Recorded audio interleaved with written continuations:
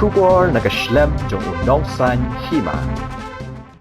Ka office jong deputy commissioner harengkat ka jinge trelang bat ka office district sports officer Wjdsa Hills district kila Pynkup Burom ni kirang bat ki Thei Ïalehkai bat kumjuru yang ki coaches ki balawan ra nam ye ka district haga lempung Ïalehkai jong ka second northeast olympic games arajar arpuar. Ya ka jinge lang Pynkup Burom la pelong ha training hall ka office deputy commissioner ha ka jinge don lang MLA jong ka Jowai constituency uma wailat miki shilla deputy commissioner ba BS Solia district sports officer ba Krobok Pasa ki nongkit kam ka Wjdsa district sports association ki bakintop ya working president uba EMH Pasa general secretary Lamat O Lalu bat kiwei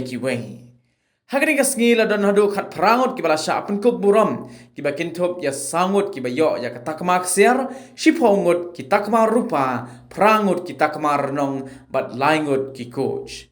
Kajing Pynkup Burom hagani ka ngi kalong da ka song pisa ha ka ba ki bayo ya katakma ksiar kin yo shipo hajar takma rupa hanyo hajar tingka bat takma renong san hajar tingka bat la airu mar hanyo hajar tingka ya ki laingut ki coach.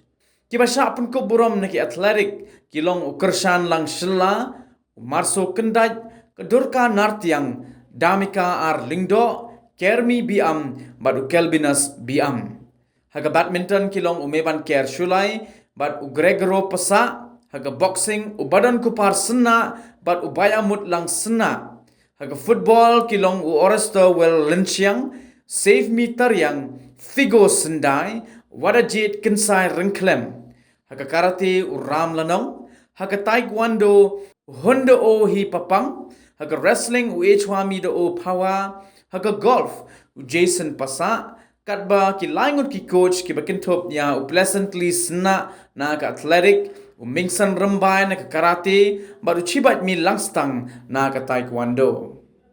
Và nếu yang yung kau semeli ko Jowai ne, the two ilaki ti wa kaman. Nei benta bu yalaki kon tentu yogi kamu TV dan sedang dan ini berdebet dan debu UE yang juga free training nei benta business startup. Senya komen UE ini kanai pintu ladang mana na chinong samti. Kau saki kau wi naga henru kau walai itu training. Memang ga ganong job mempoy kata nanti di top 5 yubo di por. Dan itu senya komen o benta wa pusinga wa tawang ma dia video itu training yogi tren dengan sedang usahanya sebenarnya. Entusnya apa men wan wai yang munong rin yang ke school ko kan sing ka hiti por wan ko kam kanong cha training kam man katen da yaladi la depan da employ ko pat kam jo le da create ko ki job opportunity ye ki